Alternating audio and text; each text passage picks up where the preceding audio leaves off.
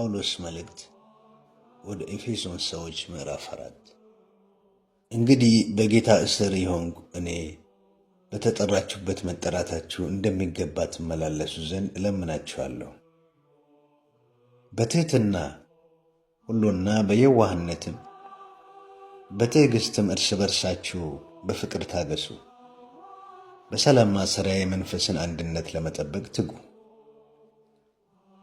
በመጠራታችሁ በአንድ ተስፋ እንደ ተጠራችሁ አንድ አካልና አንድ መንፈስ አለ።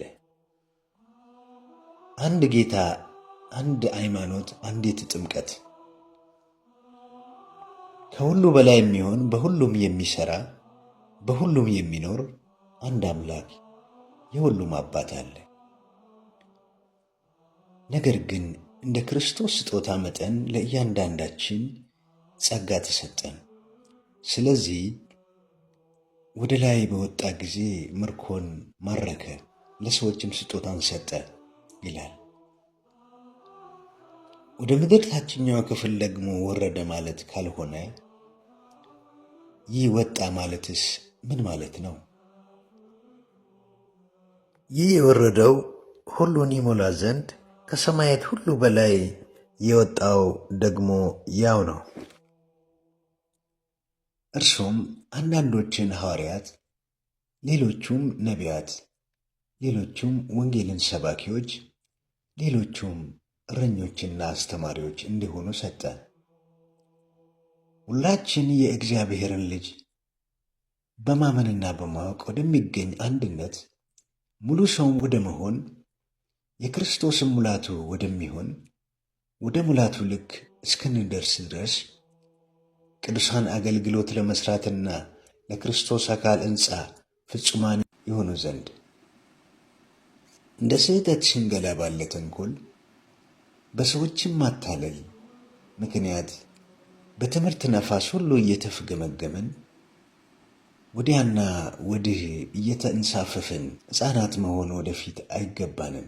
ነገር ግን እውነትን በፍቅር እየያዘን በነገር ሁሉ ወደ እርሱ ራስ ወደሚሆን ወደ ክርስቶስ እንደግ። ከእርሱም የተነሣ አካል ሁሉ እያንዳንዱ ክፍል በልክ እንደሚሠራ በተሰጠለት በጅማት ሁሉ እየተጋጠመና እየተያያዘ ራሱን በፍቅር ለማነጽ አካሉን ያሳድጋል። እንግዲህ አሕዛብ ደግሞ በአእምሮአቸው ከንቱነት እንደሚመላለሱ ከእንግዲህ ወዲህ እንዳትመላለሱ እላለሁ። በጌታ ሞኜ ይመሰክራለሁ።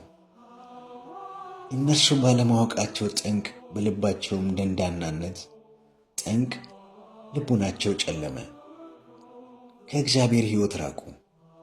ደንዝዘውም በመመኘት ርኩሰት ሁሉ ለማድረግ ራሳቸውን ወደ ሴሰኝነት አሳልፎ ሰጡ። እናንተ ግን ክርስቶስን እንደዚህ አልተማራችሁም። በእርግጥ ሰምታችሁታልና እውነትም በኢየሱስ እንዳለ በእርሱም ተምራችኋል። ፊተኛ ኑሯችሁን እያሰባችሁ እንደሚያታልል ምኞት የሚጠፋውንም አሮጌውን ሰው አስወግዱ፣ በአእምሮአችሁም መንፈስ ታደሱ፣ ለእውነትም በሚሆን ጽድቅና ቅድስና እንደ እግዚአብሔር ምሳሌ የተፈጠረውን አዲሱን ሰው ልበሱ። ስለዚህ ውሸትን አስወግዳችሁ እርስ በርሳችን ብልቶች ሆነናልና እያንዳንዳችሁ ከባልንጀሮቻችሁ ጋር እውነትን ተነጋገሩ። ተቆጡ፣ ኃጢአትን አታድርጉ። በቁጣችሁ ላይ ፀሐይ ግባ፣ ለዲያብሎስ ፈንታ አትስጡ።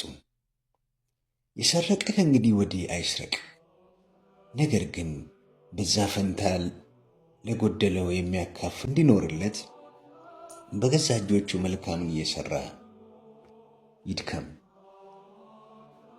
ለሚሰሙት ጸጋን ይሰጥ ዘንድ እንደሚያስፈልግ ለማነጽ የሚጠቅም ማንኛውንም በጎ ቃል እንጂ ክፉ ቃል ካፋችሁ ከቶ አይውጣ።